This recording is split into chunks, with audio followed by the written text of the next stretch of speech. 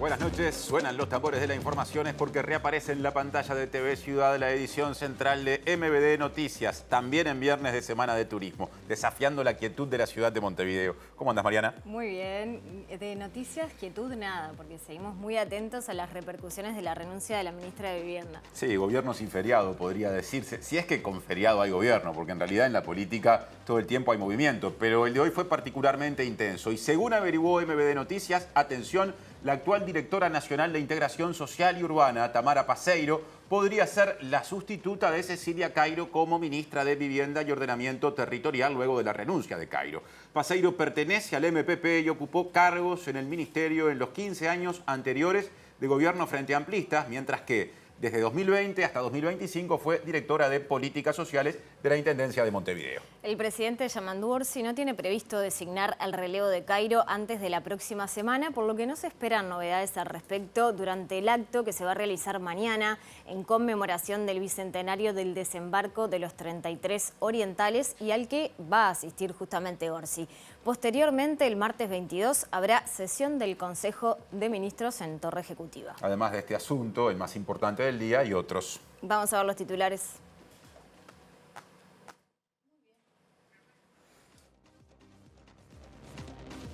El frigorífico Casablanca, localizado en el departamento de Paysandú, retomará sus tareas después de Semana de Turismo. Unas 60 personas trabajadoras recuperarán su fuente laboral de las 450 enviadas al seguro de paro.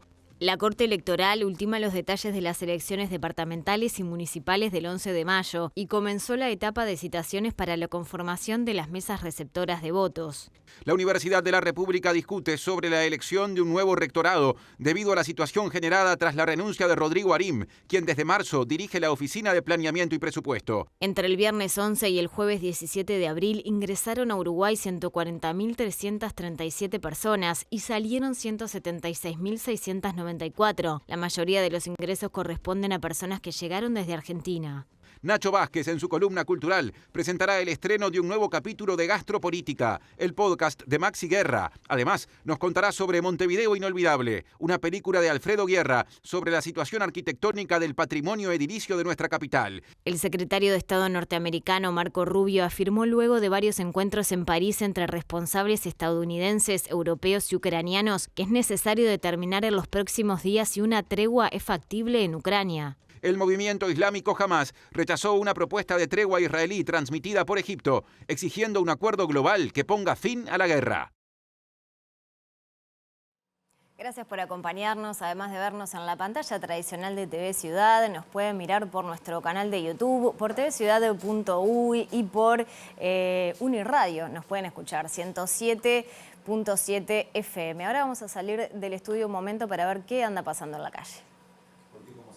En los titulares hay novedades vinculadas a la industria frigorífica en Paysandú y tenemos móvil a propósito de eso desde Montevideo con Abril Mederos, que en un rato tendrá invitado y ahora adelanta contenido. Gracias, Martín. Mariana, buenas tardes para ustedes. Así es, porque este martes se retoman las actividades en el frigorífico Casablanca de Paysandú, este frigorífico que tiene a unos 450 trabajadores en seguro de paro y que va a incrementar sus actividades luego de que en febrero se llamara a concurso voluntario. Vuelven estos 60 trabajadores, pero además en el marco de una situación de crisis en lo que es la industria cárnica, con unos 2.000 trabajadores en seguro de paro y 15 establecimientos con un futuro incierto y probabilidad de cierre. De todo esto vamos a estar hablando justamente con el presidente de la Federación de Obreros de la Industria de la Carne y Afines, Martín Cardoso, en unos minutos. Gracias, Abril. Ahora vamos con otro adelanto porque el consultor de negocios uruguayo Lucas Bettencourt, que está radicado en China, considera que el actual contexto de guerra comercial es favorable para cerrar justamente un TLC con ese país, mientras desde Cancillería hay expectativa acerca del viaje que el lunes va a emprender Gabriel Odone, ministro de Economía, hacia Estados Unidos. Si el encuentro se transforma en gestión, bien, pero primero es un encuentro. Estamos dialogando con las autoridades de Estados Unidos, como es lógico, para entender, para ver el desarrollo. No le demos a nada a los movimientos que estamos dando actualmente la dimensión del salvataje. Mi predicción es que las relaciones entre Asia y los países asiáticos se van a fortalecer cada vez más, también con China, con África y con América Latina nos brinda a Uruguay y a Mercosur la posibilidad de profundizar en un TLC. Y ahora retomamos el asunto de portada, porque según averiguó esta tarde de MBD Noticias, la actual directora nacional de Integración Social y Urbana del Ministerio de Vivienda y Ordenamiento Territorial, Tamara Paseiro, podría ser la sustituta de Cecilia Cairo en el cargo de ministra. Sí, Paseiro tiene formación en ciencias sociales, pertenece al movimiento de participación popular y ocupó cargos en el ministerio en los 15 años anteriores de gobiernos frente amplistas. Entre 2005 y 2010, durante el primer gobierno de Tabaré Vázquez, fue responsable de la unidad de evaluación y monitoreo del programa de mejoramiento de barrios del entonces Ministerio de Vivienda, Ordenamiento Territorial y Medio Ambiente. Entre 2010 y 2015, durante el gobierno de José Mujica, fue asesora de la Dirección Nacional de Vivienda y estuvo ligada a la elaboración, seguimiento y también evaluación del Plan Nacional de Relocalizaciones. Entre 2015 y 2020, durante el segundo gobierno de Vázquez, fue gerenta técnica del programa de mejoramiento de barrios y en los 5 años previos a este momento, como vemos en la imagen, se desempeñó como directora de Políticas Sociales de la Intendencia de Montevideo. Seguimos en este tema porque, como les habíamos contado esta mañana, Cecilia Cairo informó que renunció al cargo de ministra de Vivienda y Ordenamiento Territorial tras los cuestionamientos que recibió por irregularidades en el predio en el que reside. Le comunicó la renuncia al presidente de la República, Yamandu Orsi, a quien le agradeció por lo que definió como confianza y también cariño.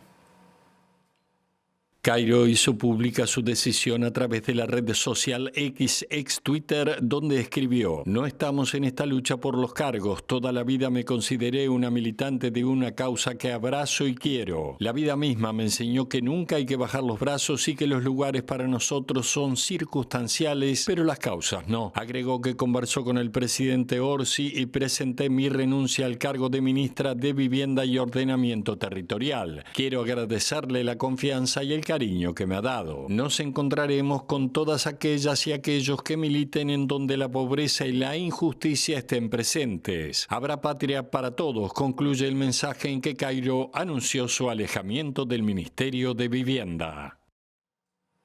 Y el presidente Orsi informó a través de la red social X que aceptó la renuncia de Cairo. Sí, algunas horas después del posteo en el que la exministra anunció su dimisión, Orsi justificó la decisión en hechos de público conocimiento y cerró su mensaje con la frase "tema resuelto", como vemos en pantalla.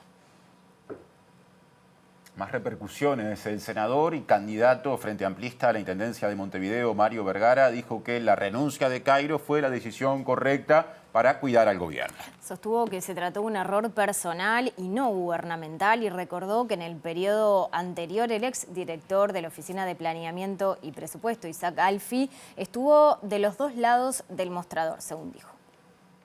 Yo creo que la decisión de Cairo y de Orsi es la que cuida al gobierno, ¿verdad? Creo que Cairo asumió la responsabilidad y cuidó al gobierno, y Yamandu, obviamente, en un sentido institucional, también lo hizo. Esto va más allá de las valoraciones que uno puede tener sobre la capacidad y el compromiso de militancia social de Cairo, pero creo que desde el punto de vista institucional fue la decisión correcta. ¿Son errores? Claro, pero es un error de índole personal. O sea, no es un error de gobierno. En todo caso, el gobierno, entiendo, toma una decisión correcta a la luz de los acontecimientos. En todo caso, el error era de carácter personal. La oposición señala que renunció por presiones públicas y que debió hacerlo al momento de la noticia. Que la oposición opine, ¿verdad? Mira, los poquitos días de empezar el gobierno anterior, hubo un episodio en donde un jerarca de gobierno actuó de los dos lados del mostrador, violentando claramente cualquier norma de ética, al punto tal de que el propio presidente de la República dijo públicamente que no se podía estar de los dos lados del mostrador. Esa persona siguió en su cargo los 5 años. Así que cada uno saque su propia consideración. Y para el diputado del Partido Colorado, Felipe Schipani, el presidente Yamandu Orsi envió una señal muy fuerte a la interna del Frente Amplio al aceptar la renuncia de Cairo. Según dijo Schipani, Orsi se recibió de presidente porque, a su entender, sorteó presiones tanto del Movimiento de Participación Popular como del presidente del Frente Amplio, Fernando Pereira. No tenía otra decisión el presidente de la República, porque francamente era una situación insostenible y obviamente tenía muchas presiones porque ni bien se conoció la noticia, el respaldo tanto del MPP como del propio presidente del Frente Amplio, Fernando Pereira, fue inmediato. Entonces Orsi tenía que, bueno, ponderar también todas esas presiones políticas que se le presentaban. Por eso yo digo que se recibió de presidente, porque ponderó lo que debe ser la actuación de un ministro en la gestión del Estado, lo que debe ser el decoro que tiene que tener un ministro, más allá de las valoraciones de su grupo político. Estamos ante un nuevo récord de un ministro que se va más rápido desde la asunción de un gobierno. El gobierno empieza con un traspié importante que yo creo que el presidente lo resuelve de la mejor manera. Creo que Orsi también manda un mensaje muy fuerte a la interna del Frente Amplio, ¿no? A los legisladores del MPP que salieron inmediatamente a defender lo indefendible, a Fernando Pereira, que se ha vuelto un especialista en defender causas perdidas. Da un mensaje el presidente de que, bueno, el que toma las decisiones de gobierno es él, y que no es buena cosa que actores del Frente Amplio salgan a presionar.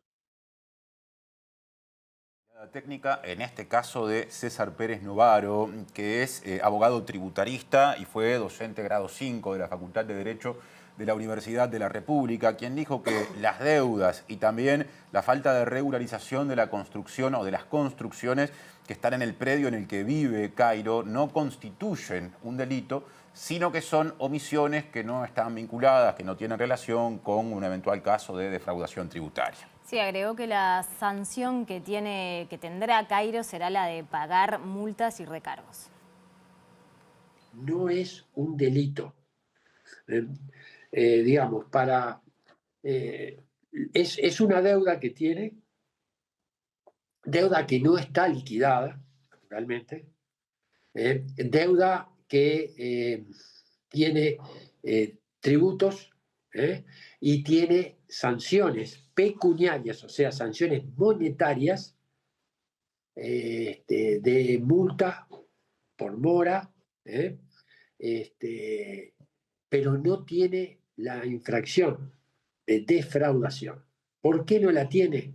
Porque la conducta es omisiva, exclusivamente omisiva. Por lo tanto, no se configura la defraudación tributaria. Es más, estas son opiniones que distintos profesores han dado durante muchísimo tiempo, ¿correcto? Puedo recordar que una de las primeras profesoras que sostuvo esto fue Adela Reta, ¿sí? O sea que estamos hablando de algo que no es discutible. No se configura el delito de defraudación tributaria, ¿sí? por una omisión. Omisión de declarar, omisión de regularizar, omisión de pagar. Cerramos este capítulo informativo diciéndoles que después de todo lo que ocurrió, Cecilia Cairo seguramente vuelve al Parlamento para desempeñarse como diputada, ya que si bien en su momento había sido electa senadora, renunció al Senado antes de asumir el Ministerio de Vivienda y Ordenamiento Territorial. En la Cámara Baja ocupará la banca del diputado Joaquín Sequeira, que se venía desempeñando como presidente de la Comisión de Hacienda. Presenta Antel con su plan fibra entretenimiento estándar que incluye Disney+. Y ahora salimos a la calle para recibir nuevamente a Abril Mederos, que tiene novedades sobre el frigorífico Casablanca. Abril, te vemos. Gracias, Mariana. Sí, exacto. Ya estamos en presencia del presidente de la Federación de Obreros de la Industria de la Carne y Afines, Martín Cardoso, justamente a razón de esta situación que comentábamos, el regreso de las actividades en el frigorífico Casablanca de Paysandú y la situación cárnica en general en este momento de crisis, de alguna manera, del sector. Cardoso, gracias por estos minutos. Bueno, se retoman las actividades este martes en Casablanca. ¿Cuál es la situación actual del frigorífico? Bueno, primero que nada agradecerles a ustedes por el espacio, saludar. Bueno, en realidad hoy estuvimos en contacto con los trabajadores y también con la empresa. Bueno, como es de público conocimiento, hoy a partir del día martes se iba a incrementar la faena. Ahí hay una cuestión de un cliente que va a trabajar a Fasón, más o menos para que escuche al otro lado, es un cliente que compra los animales y busca un establecimiento para faenarlo. Esto va a llevar que suba la faena de 100 animales diarios que estaban haciendo aproximadamente a 400 animales semanales. Ese proceso productivo demanda además trabajadores. De los 430 que hoy están en el seguro de paro desde el mes de febrero, serían 60 trabajadores más, se sumarían a los 80 que están en actividad. Bueno, no, es una noticia obviamente alentadora para aquellos trabajadores, para la planta, para los trabajadores. No es la situación ideal. Obviamente van a seguir casi 400 trabajadores en el seguro de paro, pero bueno, es una señal, de principio es por un mes la actividad que está prevista y bueno, esperemos que con el tiempo vaya mejorando la situación. ¿No hay riesgo en principio del cierre del frigorífico como se manejó en su momento? No, por el momento no, es de público conocimiento que la deuda que tiene es importante, va a ser difícil afrontar esa deuda. Cierre de la planta, no se ha hablado de eso, pero sí están trabajando con una plantilla ínfima, son 530 trabajadores y bueno, como te decía recién, van a retomar recién el martes una plantilla de 140 trabajadores. Pero bueno, esperemos para adelante, de principio están cubiertos también por el seguro hasta junio y bueno, después se verá para adelante. Esta situación se extiende a otros establecimientos. Hablábamos de aproximadamente unas 15 empresas que están en situaciones de incertidumbre económica, unos 2.000 trabajadores en el seguro de paro. ¿Cuál es el diagnóstico que ustedes hacen de la situación que atraviesa en este momento la industria cárnica? Bueno, de nuestra perspectiva, obviamente nosotros trabajamos en una rama de actividad que es compleja, es una actividad que es muy heterogénea, tenés plantas de alta productividad, plantas de menor productividad, menor porte, muchas plantas que están obviamente vinculadas al mercado interno y son las que están siendo más afectadas, tiene un competidor cerca que se ha incrementado un 500% que la importación de carne, muchas plantas chicas que se vinculaban sus actividades al mercado interno han dejado de faenar porque los abastos grandes que demandaban de esas plantas ahora tienen el mecanismo de la importación de carne y bueno, hay un multifactor, nosotros lo hemos planteado en nuestra perspectiva, obviamente la demanda, la gestión de empresas, la inversión en las plantas para abrirse a otros mercados, porque los mercados exigen, obviamente también lo que te decía, lo que es la importación de carne está afectando a las plantas menores y bueno, es una situación que no es de hoy, viene arrastrando ya desde años y bueno, va a seguir pasando el tiempo, nosotros ya lo venimos alertando que si no hay un cambio en la matriz productiva va a ser difícil que muchas plantas hoy que están, vamos a decir, en continuidad por la herramienta del subsidio y la extensión del seguro de paro. ¿En qué debería consistir este cambio en la matriz productiva en este sector concretamente? Bueno, nosotros de nuestra perspectiva y de vamos a decir, de nuestra posición empírica de estar 20 años en la industria, primero creemos que el gobierno tiene que hacer un seguimiento, ya sea en la reconversión de los trabajadores en diferentes áreas, sino también los beneficios y los subsidios que dan muchas veces los gobiernos departamentales a estas empresas y creemos que el Estado hace un esfuerzo, nosotros hacemos un esfuerzo porque esos beneficios es de dinero del pueblo y bueno, vemos que las empresas son beneficiadas pero no con un fin, porque en realidad se benefician pero no hacen trabajar las plantas y eso nos preocupa. Creemos que el Estado tiene que ser un actor fundamental en ver cuál es el objetivo y las metas que se marcan estas empresas menores cuando son beneficiadas. Le cambio de tema. Bueno, recientemente Estados Unidos incorporó aranceles para los productos a distintos países del mundo y la región. En el caso de Uruguay, un 10%. ¿Qué pasa en el caso de la carne y cómo han visto la producción? ¿Ha tenido alguna clase de impacto esta medida? Bueno, sí, es de público conocimiento ya estas políticas de Estados Unidos que viene no solo Uruguay, sino lo ha hecho genérico este incremento de los aranceles.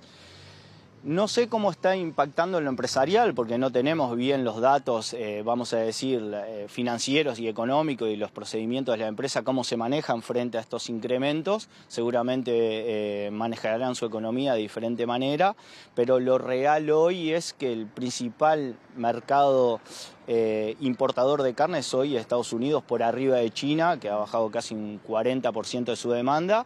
Hoy casi todo lo que se produce está yendo para Estados Unidos.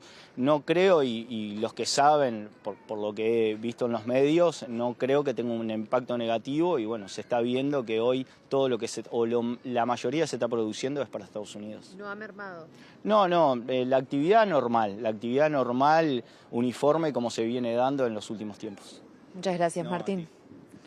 Martín Cardoso, presidente de la Federación de Obreros de la Industria de la Carne y Afines, en el marco de esta reapertura, esta retomación de actividades en el frigorífico Casablanca.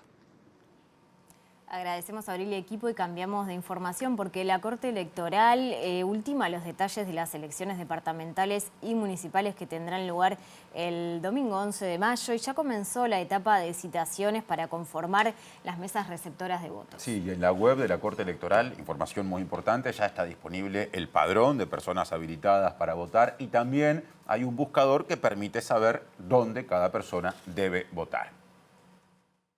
Se está cumpliendo toda la planificación que la Corte determinó, la Corte y las juntas electorales determinaron oportunamente. Estamos ahora entrando en la etapa de capacitación, designación y capacitación de los miembros integrantes de las comisiones receptoras de votos, también en la preparación de todo el material electoral, de manera tal de que creo que además de estar encaminado, vamos a llegar a una jornada que será la del próximo 11 de mayo, en los términos que corresponden. Este es el cierre de un largo ciclo electoral que ya ha tenido diversas instancias el año pasado y por lo tanto naturalmente nos apoyamos en el trabajo ya realizado y en la familiaridad también del votante con su recinto de votación. Los cambios que pudieron haberse operado solamente significaron la necesidad de ajustes que son pocos en la materia. Ahora otras elecciones o eventuales elecciones. ¿Por qué? Porque en la Universidad de la República hay diferentes opiniones, discusiones, podríamos decir, con respecto a la conveniencia o no de convocar a elecciones de un nuevo rectorado luego de la situación generada tras la renuncia del ex rector Rodrigo Arim, quien se desempeña, como se sabe, desde el 1 de marzo como director de la Oficina de Planeamiento y Presupuesto. Como rector interino está Álvaro Mombrú, pero en algunos sectores del gobierno universitario entienden que se debe elegir un relevo en las próximas semanas y luego realizar los planteos de cara al proyecto de ley de presupuesto.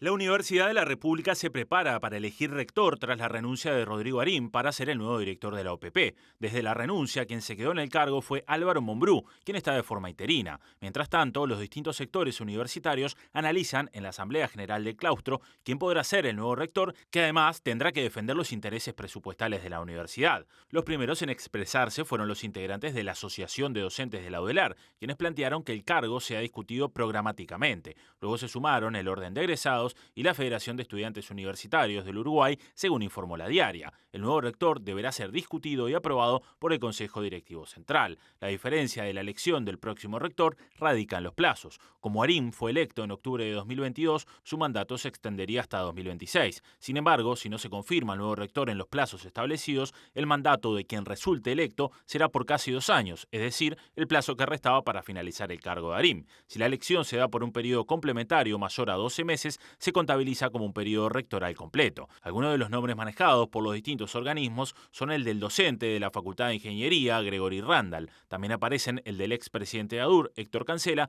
y el del decano de Facultad de Arte, Fernando Miranda. Presenta Asociación de Funcionarios Portuarios. Hacete socio y accederás a beneficios exclusivos como colonia de vacaciones, préstamos, servicios de la salud, tienda online con precios exclusivos y mucho más.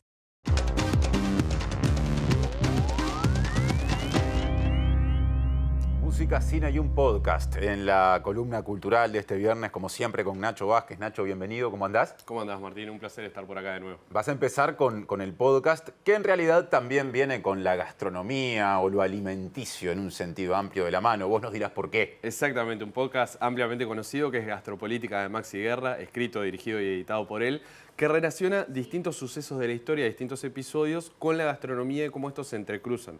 ¿Por qué estamos hablando hoy de Gastropolítica? Que en realidad viene desde el 2022, estamos en su segunda temporada, porque hoy se sacó un episodio extra, además de la segunda temporada, dedicado a Fray Bentos, al frigorífico de Fray Bentos.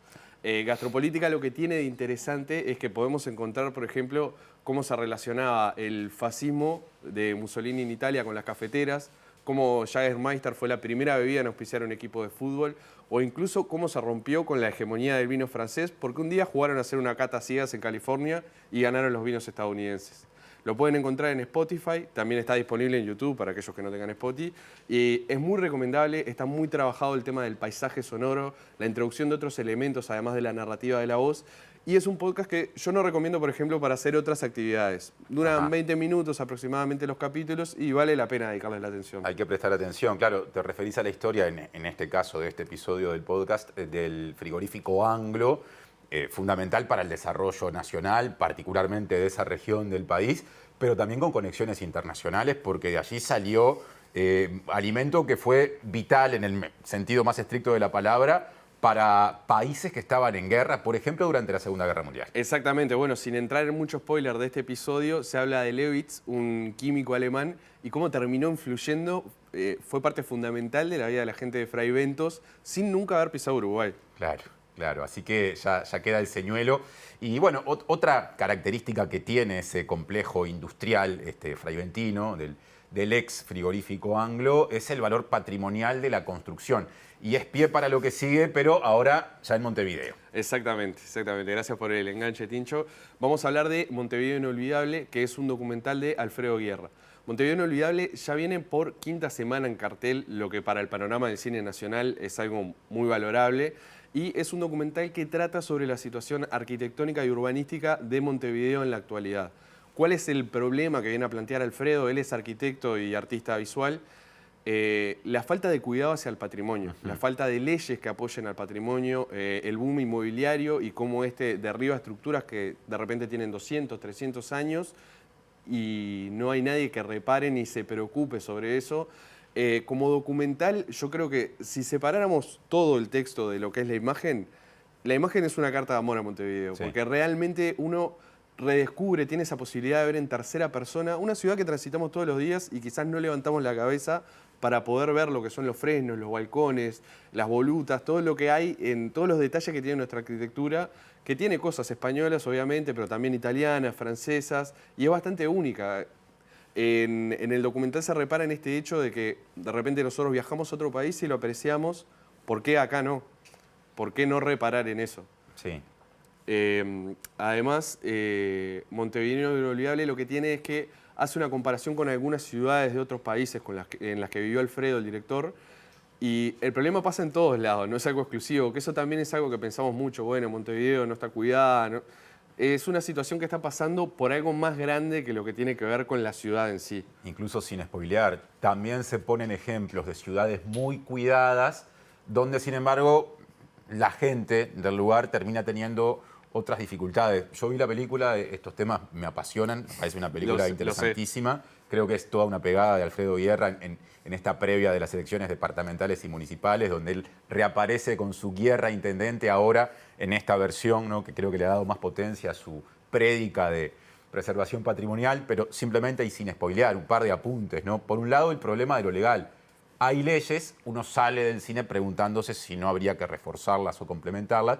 Y también otro tema del que se discute o con respecto al cual se habla es el de cuáles podrían ser los estímulos para que casas que hoy, mientras cada vez se construye más, se tiran abajo, puedan a futuro preservarse por parte de las personas que son las propietarias, ¿no? Casas que incluso se construyen y no están destinadas a que sean habitadas. También el problema de la vivienda entre las temáticas que toca el documental está presente.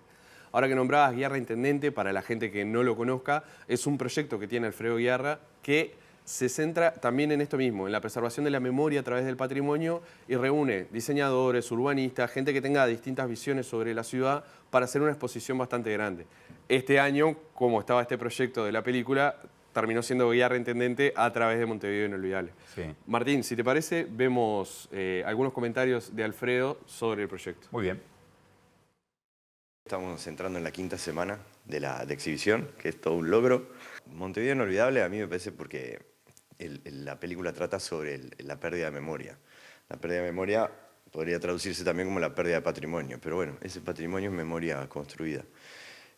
Para que no perdamos la memoria de los que vinieron antes que nosotros, es que tenemos que hacer de esta ciudad una ciudad inolvidable. El Guiarra Intendente lo hacemos desde el año 2010, cada vez que hay elecciones departamentales, municipales, y nos tocaba de nuevo en el 2025 hacer un Guiarra Intendente, que es básicamente una exposición donde juntamos un montón de gente, que pueden ser otros artistas, diseñadores, arquitectos, urbanistas, gente que piensa en la ciudad, y bueno, hacemos una gran exposición donde todos estos proyectos se juntan y se muestran al público. En paralelo yo estaba haciendo la peli hace 3 años y medio, y dijimos, ¿por qué no hacemos coincidir el estreno con las elecciones? Y la versión 2025 de Guiarra Intendente es una película, y es lo que está pasando.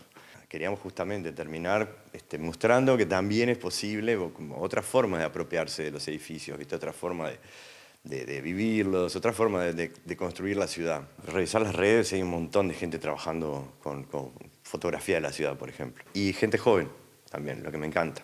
Porque de las primeras cosas que hay que hacer para que la ciudad se mantenga, que la ciudad sea cada vez mejor, es que la gente la mire. Esto va también para los políticos, ¿no? No te creas que es inocente estar haciendo este estreno en plena campaña electoral, no, por el contrario. Empezamos a ver como que hay un apartado patrimonial en las propuestas de los candidatos, pero como que la película suma a que, bueno, hay un montón de gente pidiendo que se miren esas cosas, ¿no? Que se consideren a la hora de presentar un programa para la ciudad. Y de imágenes urbanas pasamos a sonidos urbanos porque se va con disco la columna de hoy. Exactamente, Tincho. Nos vamos a ir escuchando La Distancia, que es el nuevo track de Campodónico con Ceballos.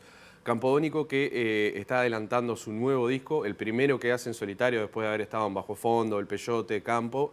Y Ceballos, que es en la actualidad uno de los raperos más importantes del panorama nacional e incluso sudamericano. Es un tema que si tratáramos de buscarle un género sería como una balada rap. No se centra tanto en los rapeos, en los fraseos, sino que hay algo más cantado de parte de Ceballos.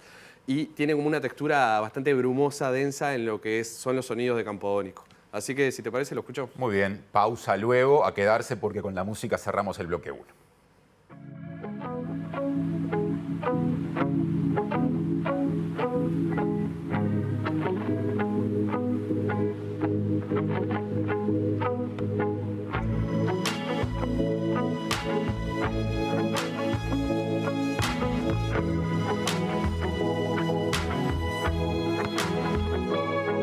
Y estas sogas no me dejan ser. Me había dejado de lado, pero me cansé. No es tan complicado, no me descanses. Me viste arrodillado y me pisaste el pie. Si me cruzas de auto. Entre el viernes 11 y el jueves 17 de abril ingresaron a Uruguay 140.337 personas y salieron 176.694. La mayoría de estos ingresos corresponden a personas que llegaron desde Argentina a través del puerto de Colonia, que a su vez concentró la mayoría de los egresos.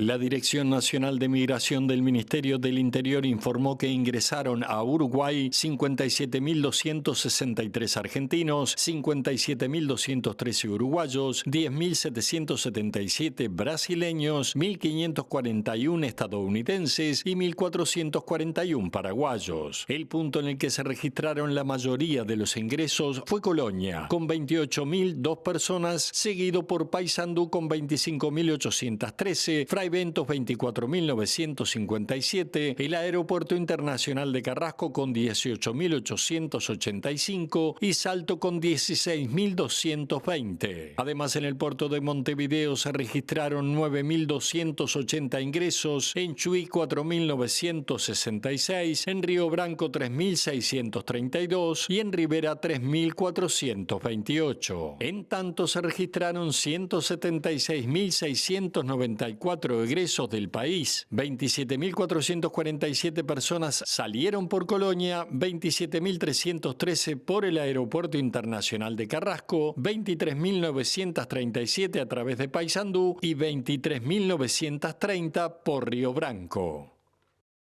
El ministro de Relaciones Exteriores, Mario Lubetkin, dijo a MBD Noticias que antes de fin de mes los equipos técnicos de la Cancillería estarán completando la evaluación de los impactos en la producción nacional de la política arancelaria de Estados Unidos. Y también se mostró expectante ante el resultado que pueda arrojar el cercano viaje de otro ministro, el de Economía y Finanzas, Gabriel Odone, que el lunes, o sea, en 3 días, va a ir rumbo a Estados Unidos. Odone estará en Estados Unidos entre el 21 y el 26 de abril y a las reuniones con autoridades del Fondo Monetario Internacional y el Banco Mundial que estaban originalmente previstas en su agenda, les sumará una reunión con autoridades del Departamento de Comercio estadounidense para abordar específicamente el alcance de los nuevos aranceles. Si el encuentro se transforma en gestión, bien, pero primero es un encuentro. Estamos dialogando con las autoridades de Estados Unidos, como es lógico, para entender, para ver el desarrollo. No le demos a nada a los movimientos que estamos dando actualmente la dimensión del salvataje.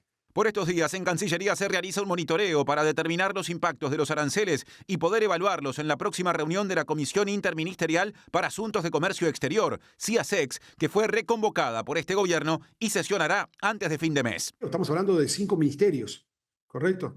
Y creo que había 2 viceministras. Estaba naturalmente la viceministra de Relaciones Exteriores que preside esa reunión, pero había un par de viceministras más o una viceministra más. Y lo que se está haciendo es un chequeo de impacto de las diferentes empresas. Y aparte lo que estamos haciendo es tratar de entender más cuál es la situación exacta. Todavía hay mucha confusión, no hay mucha claridad. Seguramente en las próximas semanas nos reunamos nuevamente con los sectores especializados en Washington. Supimos que la madera está afuera, que es uno de los factores fuertes. De los cítricos no lo tenemos claro, lo de la carne hay, como tú dices, 2 categorías. Estamos tratando, ¿sabes lo que no podemos hacer? Es improvisar. Por eso hicimos nacer la CIASEX nuevamente. Tenemos que ser muy serios. Presenta Mercado Agrícola de Montevideo, en el corazón de un barrio donde late la ciudad. Mercado de Historias. Mercado de Historia.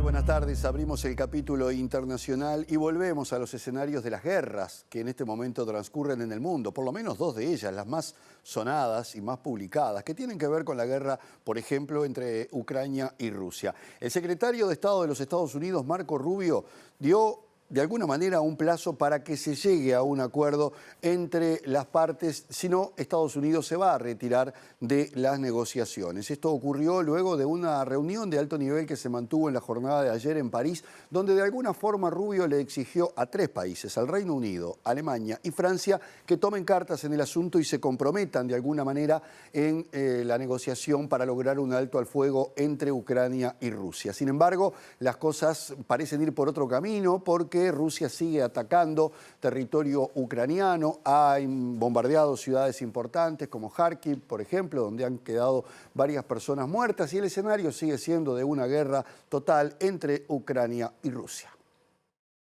Tenemos que determinar en los próximos días si una tregua es factible o no, y si no es posible tenemos que pasar a otra cosa, dijo Marco Rubio, asegurando que Estados Unidos tiene otras prioridades y que aunque el presidente Donald Trump sigue interesado en alcanzar un acuerdo, está decidido a dar un paso al costado si no hay avances.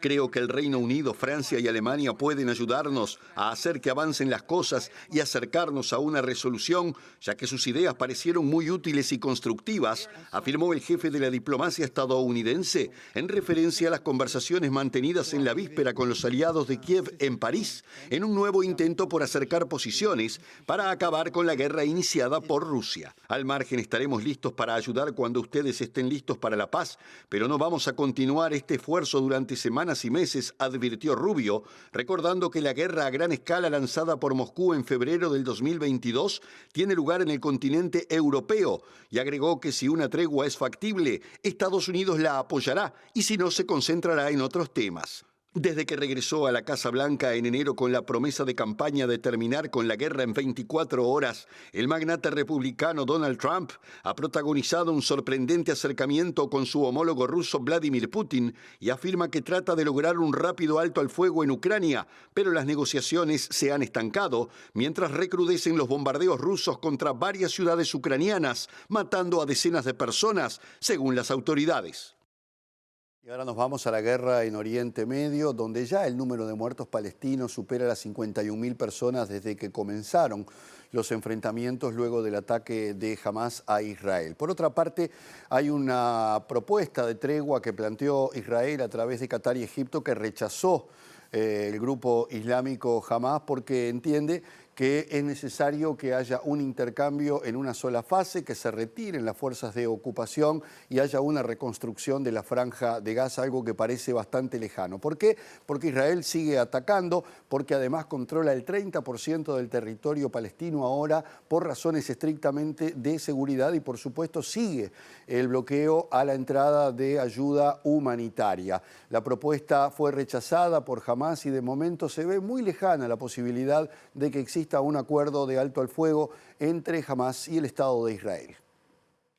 Hamas entregó formalmente su respuesta por escrito este jueves a los mediadores de Egipto y Qatar, según declaró un responsable del movimiento palestino, que busca un acuerdo global que implique un intercambio de prisioneros en una sola fase a cambio del fin de la guerra, la retirada de la ocupación de la franja de Gaza y el inicio de la reconstrucción del territorio, mientras Israel intensifica sus ataques que han dejado al menos 40 palestinos muertos.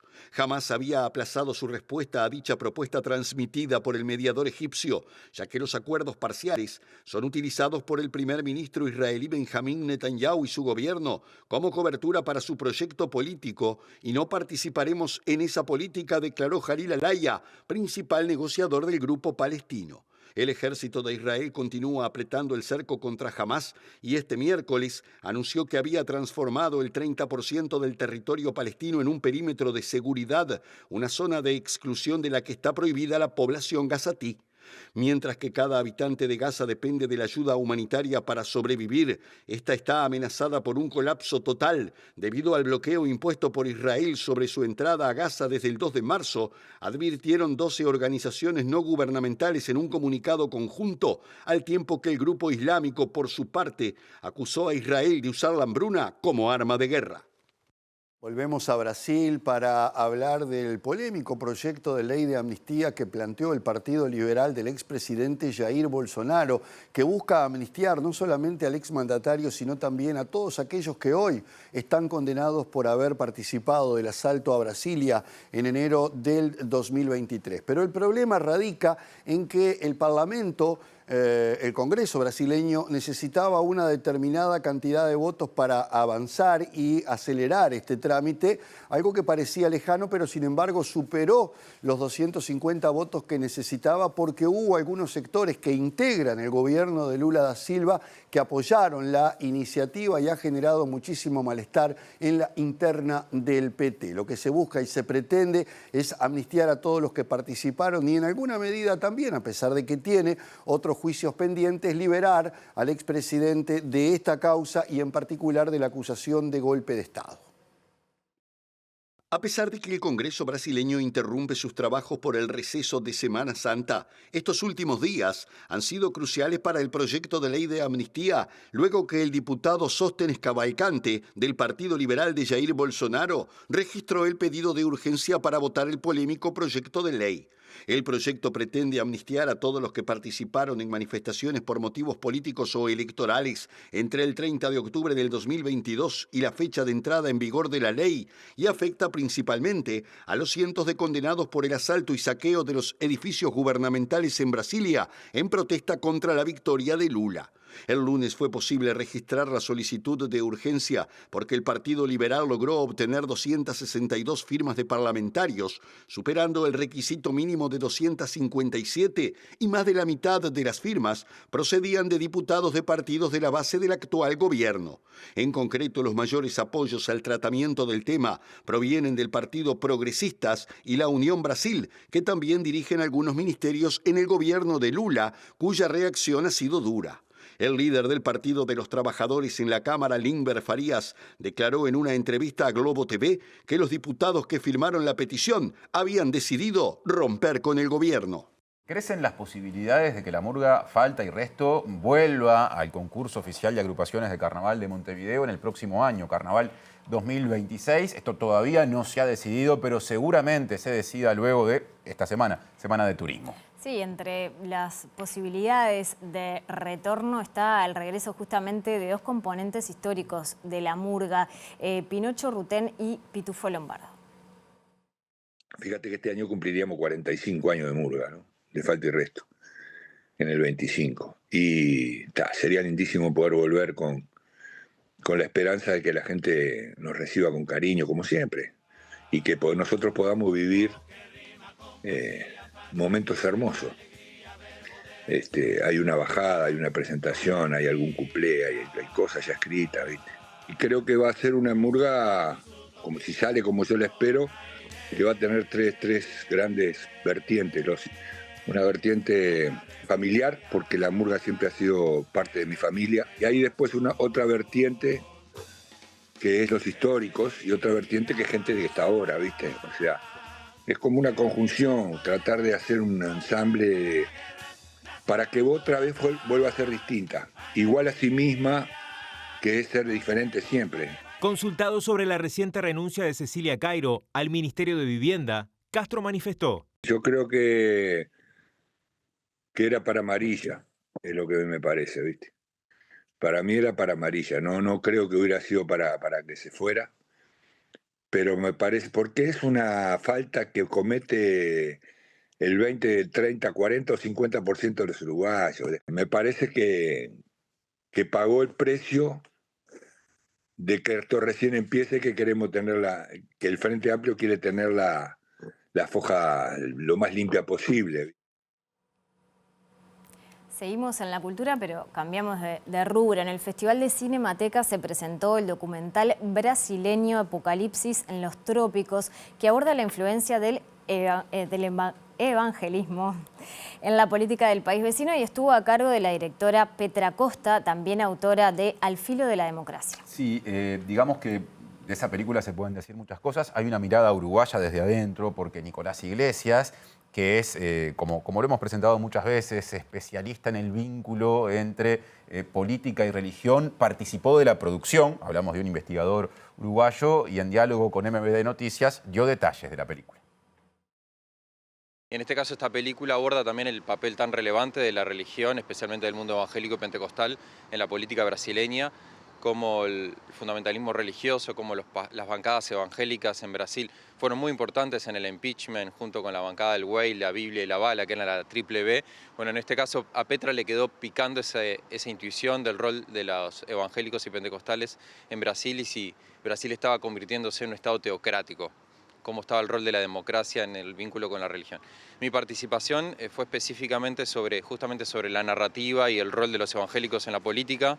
Justamente es a lo que me he dedicado en los últimos 10, 15 años, y un poco de las raíces históricas de este crecimiento evangélico, que a veces se ve de alguna manera simplificado solo por los medios de comunicación o solo por el trabajo social, y un poco el papel de Estados Unidos, el envío de los misioneros estadounidenses a América Latina. Mi rol fue descubrir también algo muy novedoso, incluso para la historiografía brasileña, de cómo había sido el rol de los evangélicos con el lobby evangélico en el contexto de la dictadura brasileña, y cómo este lobby evangélico en el Parlamento no empezó a finales de los 80 o en los 90, que quizás es lo que normalmente se dice o se piensa en Brasil, sino que este lobby a nivel político parlamentario comenzó, y no voy a hacer el spoiler, pero comenzó ya en el contexto de la Guerra Fría y justo en los inicios de la dictadura de Brasil. Y para Uruguay, que somos un país muy cercano, el rol de la religión en la política brasileña y en la cultura y en la vida cotidiana de las personas también permea nuestra realidad política uruguaya. Antes de la despedida llega el pronóstico del tiempo. Tiro un adelanto para el fin de semana, sin lluvias aparentemente en Montevideo y área metropolitana. Sí, Inumet pronostica para mañana sábado, en la mañana el cielo claro y algo nuboso. Para la tarde-noche del mismo día, el sábado, algo nuboso y nuboso, periodos de claro y neblinas. En lo que respecta a las temperaturas extremas, máxima de 18 grados y mínima de 12 grados. Y lo que dice Inumet para el domingo 20 de abril, como siempre en Capital y cercanías, es por la mañana cielo nuboso y además neblinas, y por la tarde y la noche algo nuboso y nuboso con periodos de cubierto, pero al menos por ahora sin pronóstico de lluvias, y lo mismo para el día lunes, ya que estamos. Temperaturas extremas pronosticadas para el domingo, mínima 12 grados, máxima 18. Un poquito más bajas las temperaturas, sí, ¿no? Para este fin de semana. Bueno, nosotros nos despedimos, pero quédense en la pantalla de TV Ciudad. Porque ya viene el lado B y pegadito la edición en síntesis de MBD Noticias. Hablando de MBD Noticias, como siempre, durante el sábado habrá mantenimiento informativo en las redes sociales y el domingo a las 7 de la tarde otra vez en el aire de TV Ciudad. Que pasen bien. Que pasen bien.